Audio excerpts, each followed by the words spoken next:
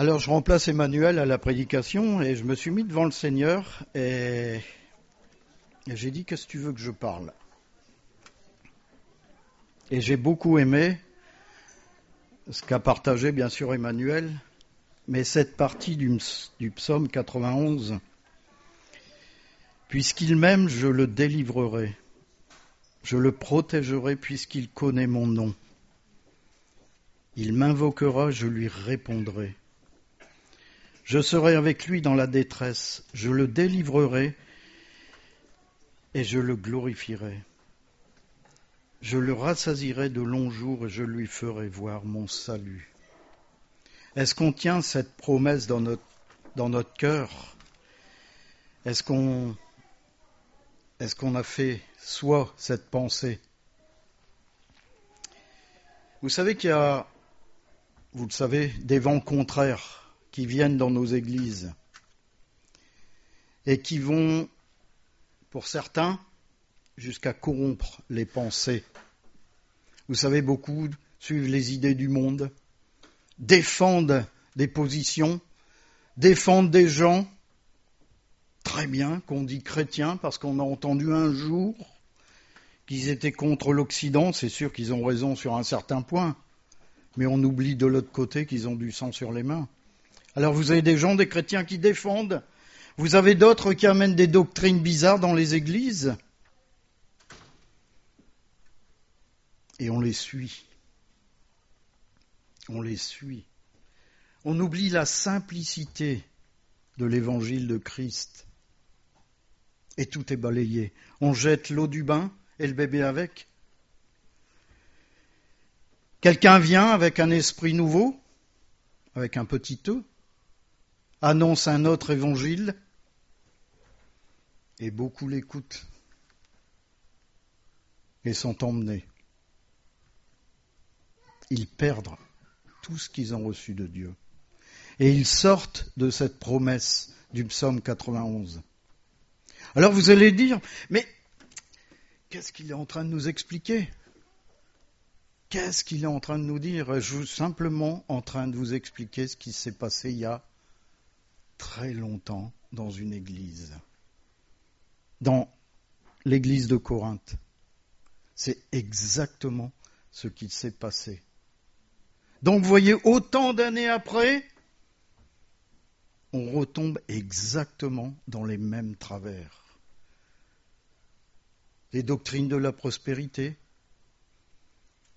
Vous savez que dans cette église de Corinthe, on a été même jusqu'à remettre la Sainte Seine en cause, disant que ce n'était qu'un rite.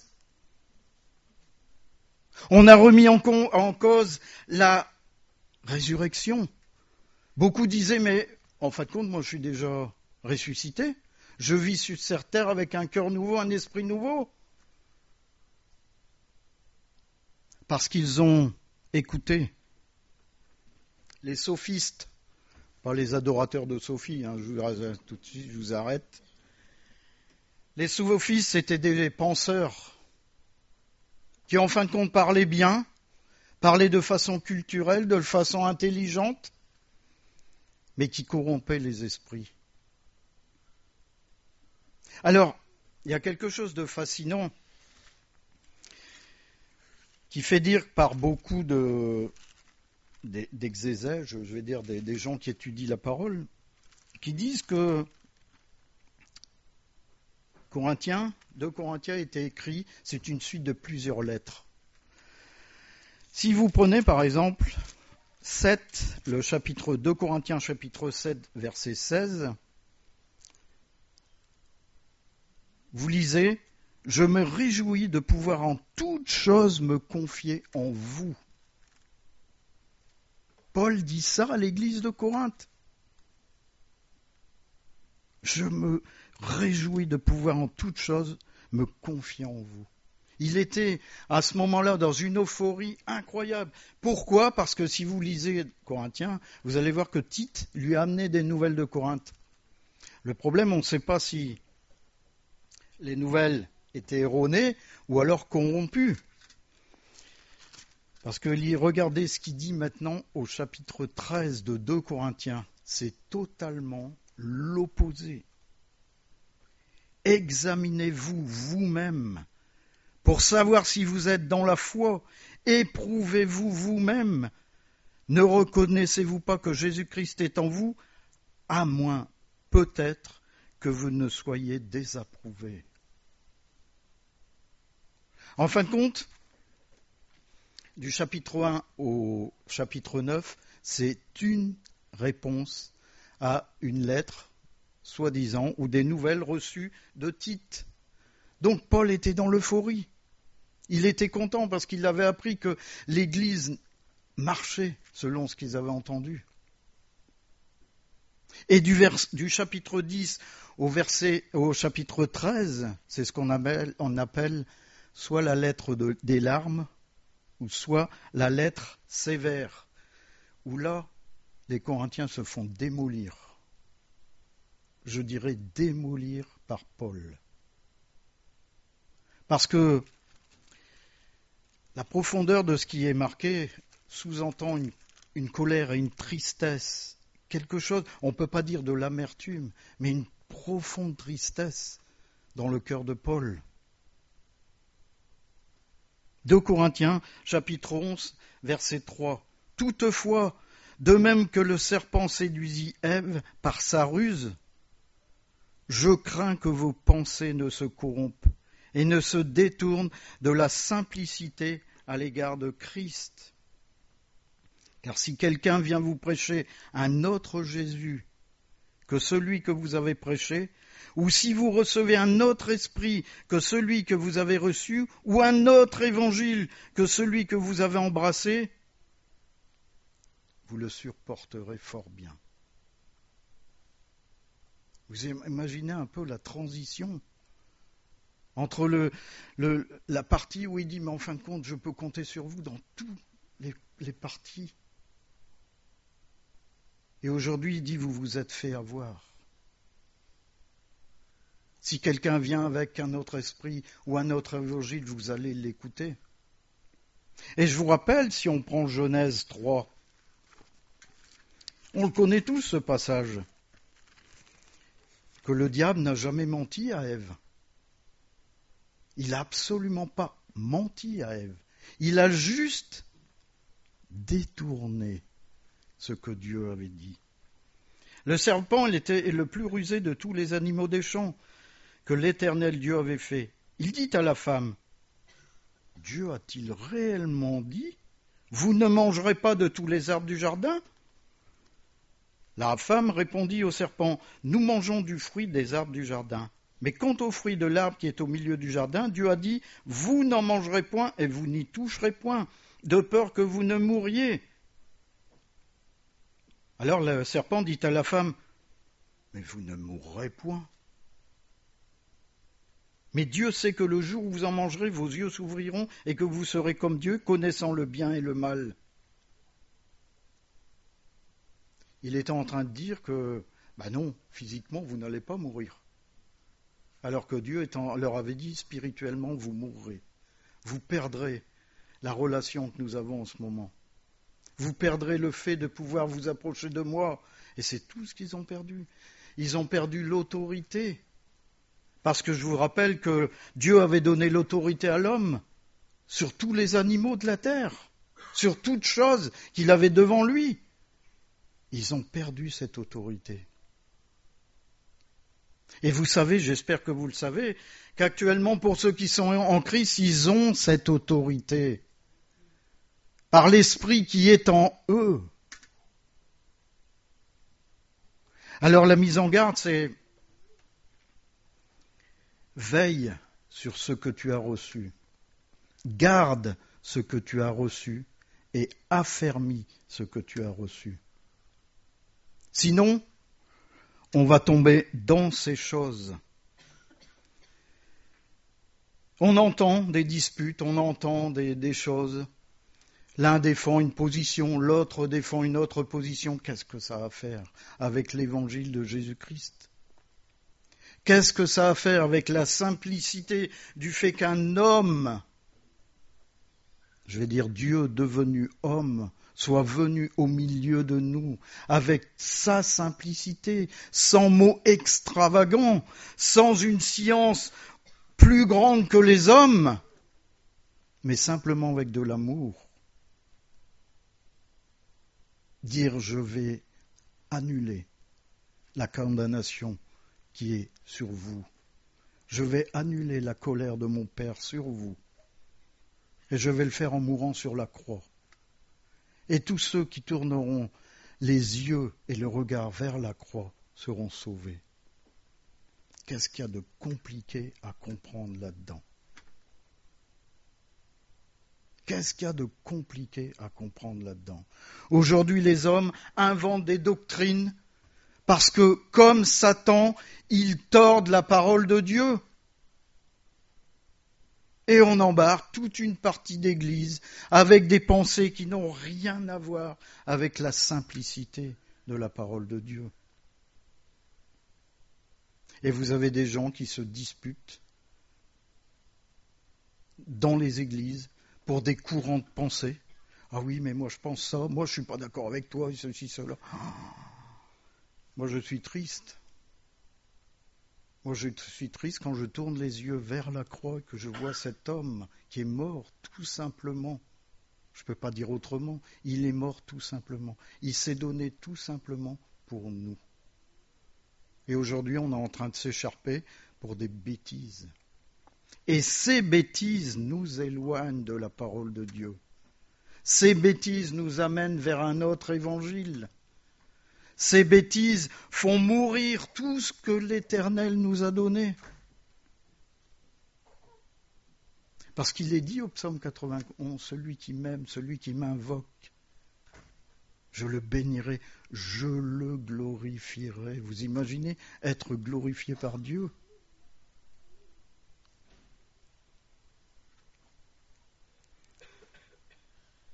Si on prend concernant les pensées, Romains 1, 21,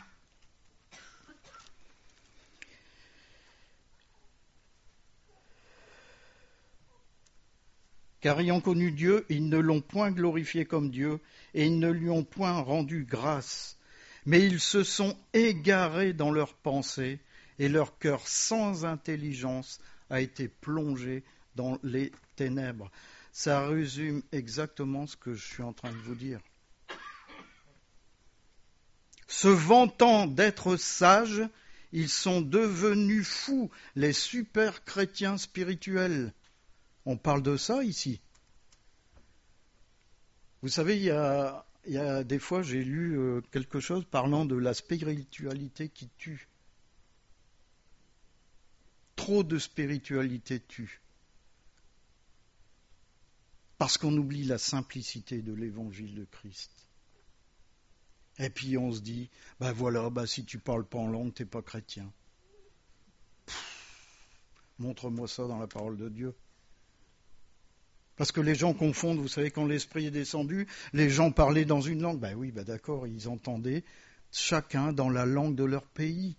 Et puis les gens ont dit, attends, si tu parles pas en langue, si tu pries pas en langue, t'es absolument pas chrétien, t'as pas reçu l'Esprit de Dieu. Encore un courant de pensée qui va détruire une église. Parce que vous avez les gens qui écoutent, mais lui il prie pas en langue, donc c'est pas un bon chrétien. Mais on va où? On va où? Christ est venu pour nous. Vous savez qu'il n'y a pas de plus grand dans l'Église que Jésus-Christ. Aucun pasteur n'arrive à l'égal de Christ. Aucun ancien n'arrive à l'égal de Christ. Et moi, je remercie Dieu de ne pas être à l'égal de Christ. Parce que ça peut me permettre de dire aujourd'hui qu'encore aujourd'hui, je dépends de lui. Sinon, je suis en train de vous dire que je suis Dieu. Et que dès que vous me parlez, il faut me regarder, bien sûr, du bas de où vous vous trouvez. Est-ce que c'est biblique?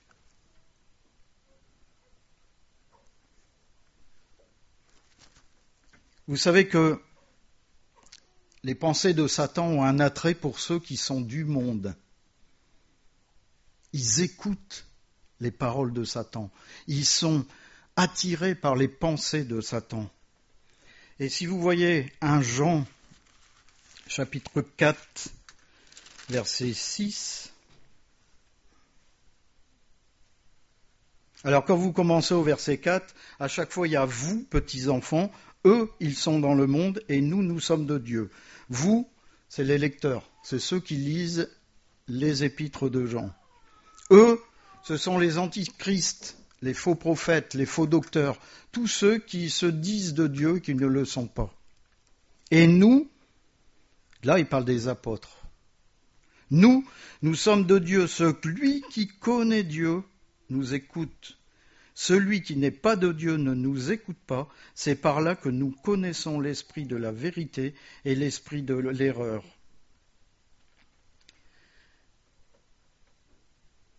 Tout ce qui est apostolique a toujours pu faire une distinction entre l'esprit de vérité et l'esprit du mal. C'est-à-dire que si vous avez les yeux tournés vers la parole de Dieu, que vous écoutez la profondeur de la parole de Dieu, lorsque vous parlerez, lorsque vous agirez, votre cœur sera dans la vérité. Si vous vous éloignez d'un iota, c'est-à-dire d'un petit peu de cette vérité, vous savez, Dieu a-t-il vraiment dit, et vous déviez légèrement la parole de Dieu, votre cœur est dans l'erreur. Votre cœur est dans l'erreur. Tout ce qui va sortir de vos profondeurs, ce sera du mensonge. Tout ce que vous êtes dans une église sera du mensonge. Tout ce que vous êtes surtout devant Dieu sera du mensonge, parce que vous n'êtes plus dans la vérité. Et Paul le savait. Paul, c'est ce qu'il a expliqué à ces gens. Il a dit, mais vous vous vantez d'être spirituel, mais vous ne l'êtes pas. Et la suite, il va leur démontrer. Il va leur démontrer. Tout ça parce qu'ils se sont détournés de la simplicité de la parole de Dieu. En Acte 2, 46, on peut voir la référence à la première église, l'église primitive. Vous allez voir à quel point c'est profond. Écoutez bien, ils étaient chaque jour tous ensemble. Chaque jour tous ensemble, assidus au temple. Ils rompaient le pain dans les maisons et prenaient leur nourriture avec joie et simplicité de cœur. Parce qu'ils avaient le cœur changé par la parole de Dieu. Ils avaient pris pour argent comptant tout ce qu'on leur avait dit, sans essayer de discuter, sans essayer de disputer tout ce qui leur avait été dit. Et ils avaient cette simplicité de cœur, louant Dieu et trouvant grâce auprès de tout le peuple. Ils avaient une vie tranquille. Et le Seigneur ajoutait chaque jour à l'Église ceux qui étaient sauvés. N'est-ce pas magnifique? Ça, c'est la première Église. La simplicité du cœur. Pas les choses calculées, pas les choses qu'il faut faire, mais les choses qui sont vécues dans le cœur et qui sortent du cœur. En 2 Timothée 4, 3,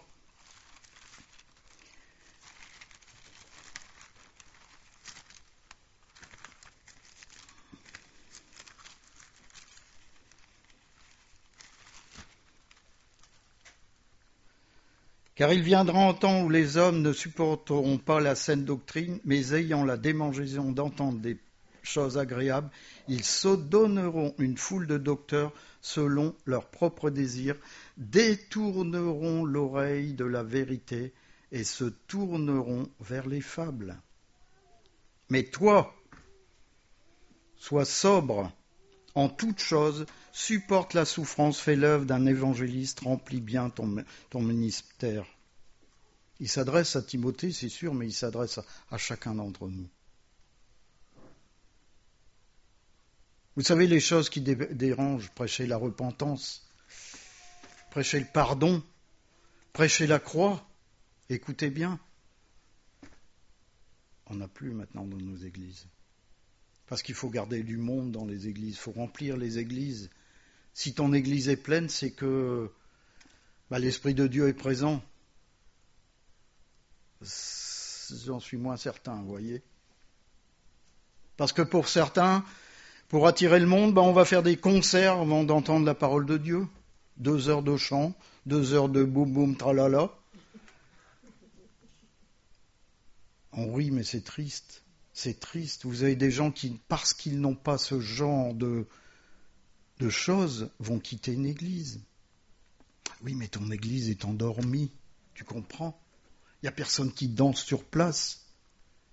Mais quand l'Esprit de Dieu parle dans cette église qui est morte, c'est-à-dire dans l'église où il n'y a pas de boum boum tralala, ces gens-là ne l'entendent pas. Vous savez ce qu'ils entendent ? L'esprit du monde. Parce que quand il n'y a pas de boum boum tralala dans une église, la première chose qu'on entend, c'est la respiration de l'esprit. Est-ce que vous le savez ça ? Est-ce que vous avez déjà entendu la respiration de l'esprit dans une église ? Si on est obligé de combler par des boum boum boum tralala, je trouve ça triste, parce qu'on ne laisse plus l'esprit parler. L'esprit se tait. Parce que l'esprit, quand il vous parle avec douceur. Il vous parle dans le calme. Il chuchote à votre cœur.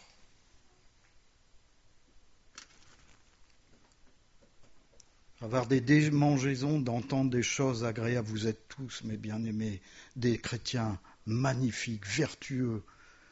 Près de Jésus-Christ, vous êtes des gens magnifiques. À votre avis, si vous entendiez ça tous les dimanches, est-ce que vous reviendriez à l'église ? Je ne suis même pas certain que ce soit le genre de message que le Seigneur nous demande d'apporter. Parce que je pourrais vous dire, tout le monde il est beau, tout le monde il est gentil, tout le monde ira au paradis, point final, 30 secondes de prédication. Mais ce n'est pas ça que le Seigneur attend de nous. Le Seigneur attend de nous qu'on prêche la vérité. Mais le monde veut une foule de docteurs qui vous dira, si t'es pas riche, t'es pas chrétien. Si tu parles pas en langue, t'es pas chrétien. Mais comment on fait pour la personne qui se donne au Seigneur de tout son cœur avant de mourir ? Il a parlé chrétien. Il a parlé en langue. Non mais on va où, sincèrement ? Je caricature, mais c'est du grand n'importe quoi. Baser le salut sur un parler en langue. Est-ce que Jésus l'a dit à la croix ? Jésus a dit « Tout est accompli, mes frères et sœurs. Tout est accompli. Vous n'avez plus rien à faire. Je n'exige de vous rien d'autre que de me fixer. Fixez vos yeux sur moi. » Vous savez, si toutes ces choses sont dans la parole de Dieu, c'est une alerte. C'est une alerte pour méditer la parole de Dieu, pour lire la parole de Dieu, pour chercher à comprendre, replacer dans le thème tous ces versets, savoir mais pourquoi Paul a dit ça ? Et quand on transpose, on s'aperçoit que maintenant, en 2024, on est exactement comme au temps de Corinthe. Exactement pareil. Et puis vous avez des chrétiens qui pleurent, qui disent « Mais je comprends pas, il n'y a plus rien qui marche dans ma vie. » Et puis vous lisez au psaume 91 que l'Éternel va ajouter des jours à tes jours. Si tu l'invoques, si tu glorifies son nom. Est-ce que vous comprenez ce que je suis en train de vous dire ? Et la plupart du temps, on écoute ce petit esprit avec un petit e. Et ça nous emmène. Et ça nous détruit. Et on touche le fond.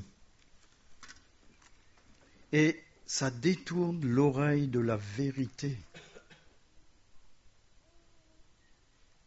Ça détourne l'oreille de la vérité.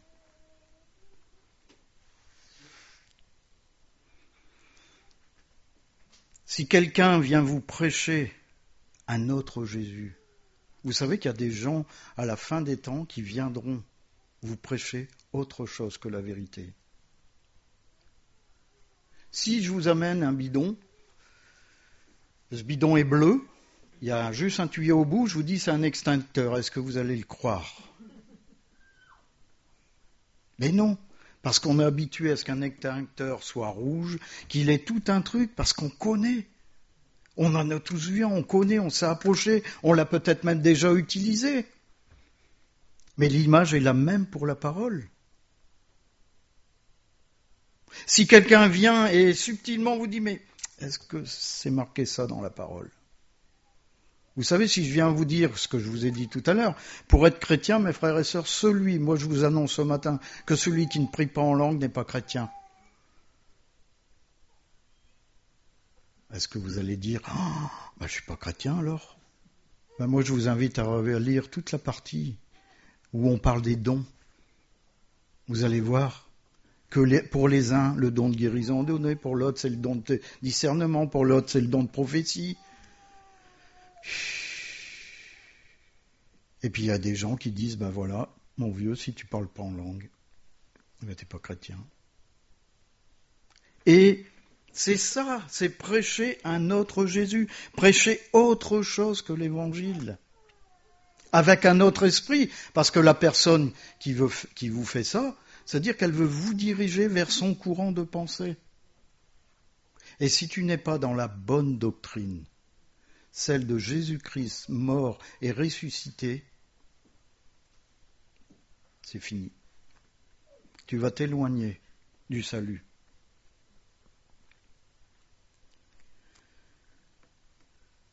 En Colossiens 1,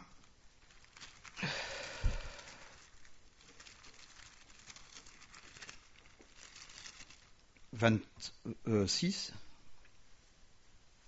Non, j'ai dû me tromper. Galates 1, 6, pardon.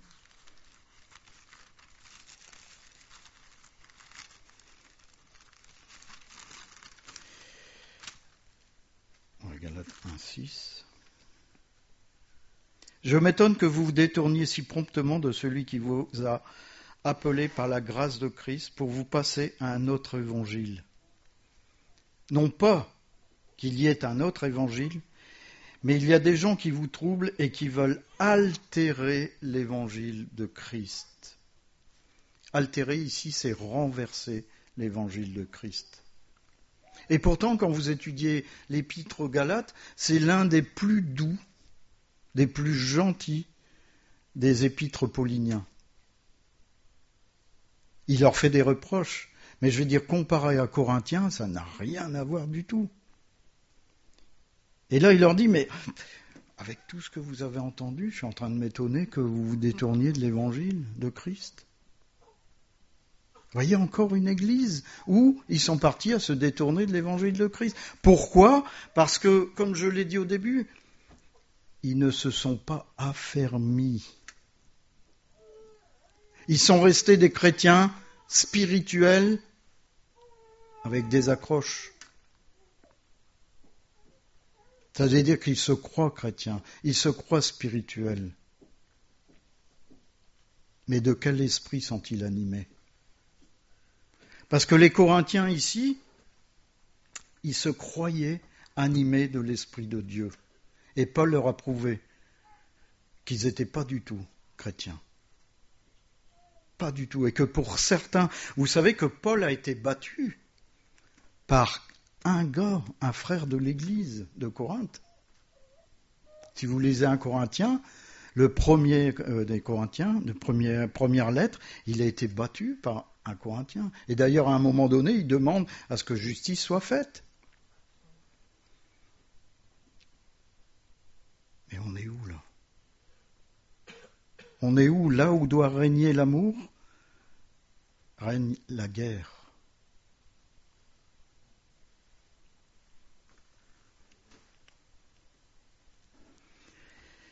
En Hébreux, chapitre 13, verset 19.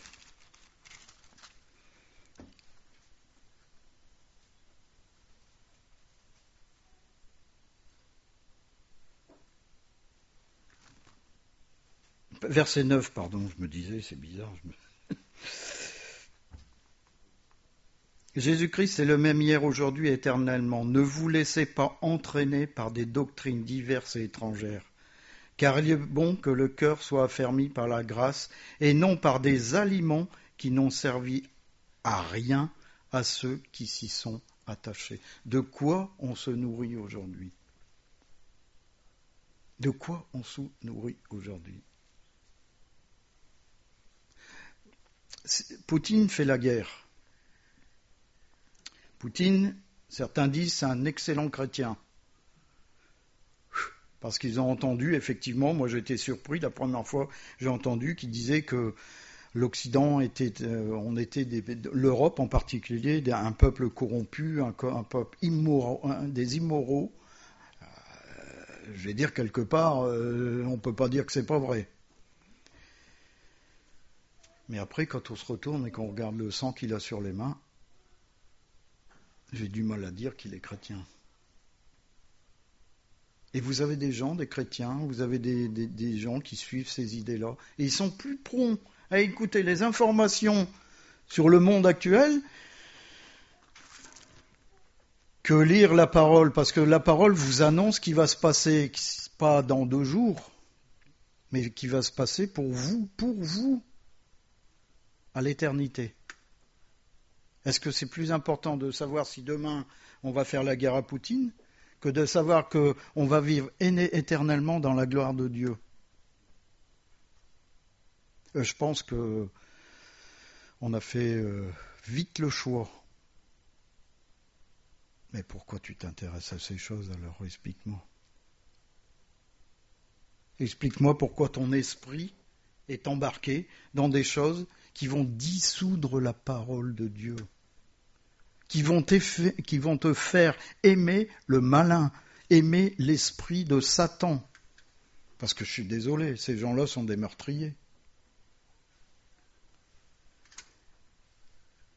Et Paul n'était pas fou. Hein. Vous savez, quand il a dit ça, il faut voir ce qui s'est passé à ce moment-là. Vous avez des gens qui arrivaient, des gens qui se sont autoproclamés apôtres. Dans l'Église, il avait nommé 3 personnes, je ne me rappelle plus leur nom, je sais qu'il y avait Apollos, après c'est tous des noms en Icus. Et ces 3-là dirigeaient tant bien que mal l'Église, au milieu de tous les conflits, au milieu de toutes les choses qui n'avaient rien à faire. Là, il y a eu des incestes, il y a eu la Sainte Seine qui était prise n'importe comment, vous aviez des gens qui étaient ivres en prenant la Sainte Seine. Vous aviez des querelles au milieu de l'Église. Vous avez des chrétiens qui emmenaient d'autres chrétiens au tribunal. Mais Paul, il leur a dit, mais attends, vous êtes tombés où ? Est-ce que ça correspond à ce que je vous ai enseigné ? Quel esprit vous avez écouté ? C'est ce qu'il leur a dit. Si quelqu'un vient avec un autre esprit, quel esprit vous avez écouté ? Mais quand on se retourne et on regarde dans nos églises, écoutez les discussions. Écoutez les discussions. Vous avez des gens qui se mettent en charpie pour des idées complètement loufoques. Et puis, on se retrouve un jour devant le Seigneur. Tu peux m'expliquer ce que tu as fait de ce que je t'ai donné ? Alors, est-ce que vous pensez qu'on aura l'occasion de s'expliquer ? On n'aura pas du tout l'occasion de s'expliquer. Mais Dieu va nous poser cette question. Qu'as-tu fait du talent que je t'ai donné ? Tu as lu mes promesses dans ma parole. Tu les as lues, je vais te porter. Toi qui m'invoques, je te porte. Je vais te glorifier. Dieu glorifie un humain. Et pourtant, c'est les dieux qui le disent. Mais qu'as-tu fait de toutes ces choses ? Est-ce qu'il était important que tu te fourvoies dans les pensées du monde ? Qu'as-tu de plus aujourd'hui ? Tu as tout perdu. Pour une seule chose, avoir raison. Et c'est ce qui se passait dans cette église-là. Les faux prophètes, en fin de compte, ils voulaient avoir raison par rapport à Paul. Ils voulaient que leur enseignement soit plus élevé que celui de Paul. Alors ils enseignaient des choses qui étaient agréables à entendre, mais fausses. Est-ce qu'on a soif de ça ce matin? Ou est-ce qu'on a soif d'entendre Christ qui nous dit « Mets-toi à genoux, repens-toi ».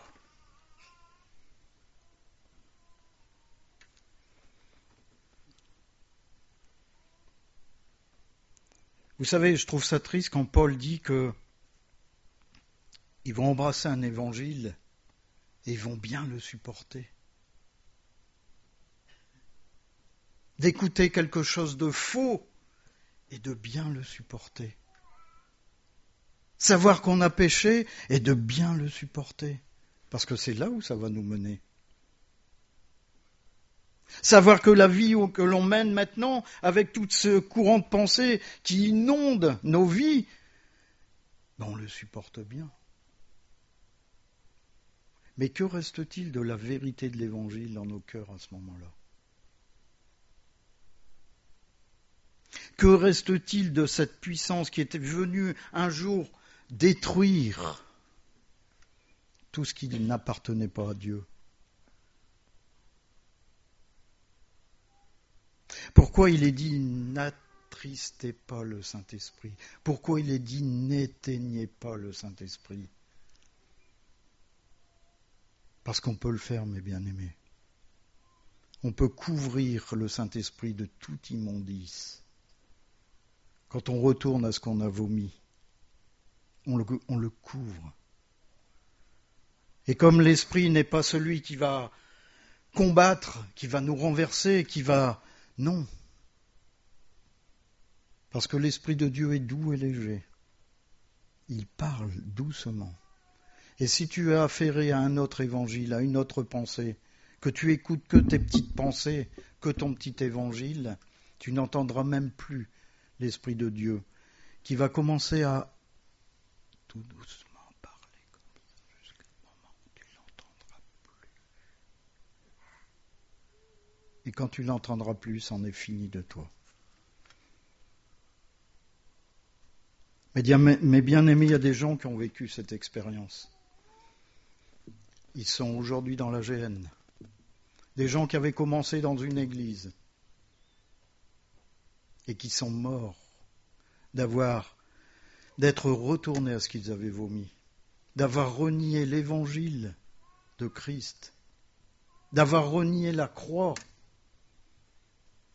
cette croix qui est le pardon de nos péchés, qui est le sacrifice ultime de Jésus-Christ.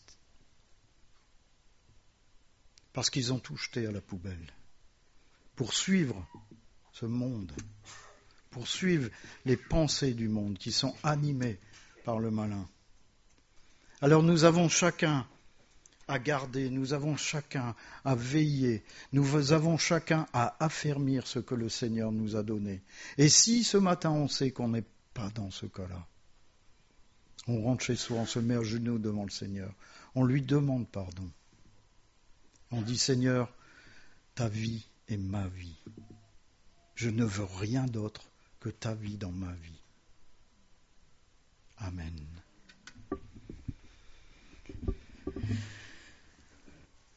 Merci Seigneur parce que tu es venu au milieu de nous. Et c'est vrai Seigneur, quand on regarde ce que tu as dit dans les évangiles, il n'y avait absolument rien de compliqué.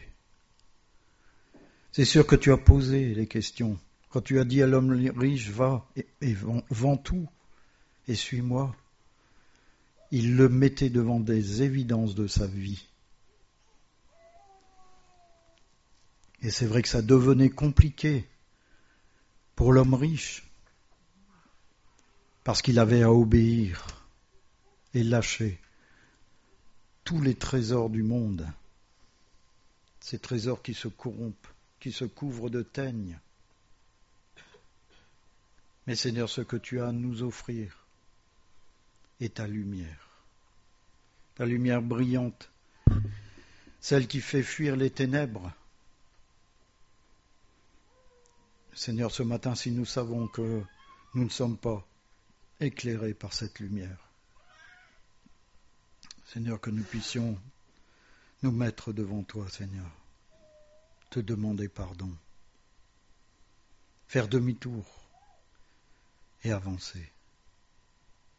Combien de fois tu as dit « lève-toi et marche ». C'est ce que tu attends de nous ce matin, quand nous puissions nous lever et marcher sans se retourner, comme la femme de Lot a fait. Avoir cette assurance que devant nous, c'est ce qu'il y a de meilleur, c'est ce que tu nous donnes de meilleur. Le reste, on le laisse. On le laisse à ce monde, parce que pour nous, tu as prévu une nouvelle Jérusalem. Seigneur, que cette assurance soit dans notre corps, comme ce psaume 91, que nous puissions faire de ce texte notre texte de chevet, tous les jours le lire, afin d'avoir cette assurance que celui qui t'invoque, tu le protèges et tu le soutiens, et tu ajoutes des jours à son jour. Et Seigneur, tu lui donnes le salut éternel. Amen.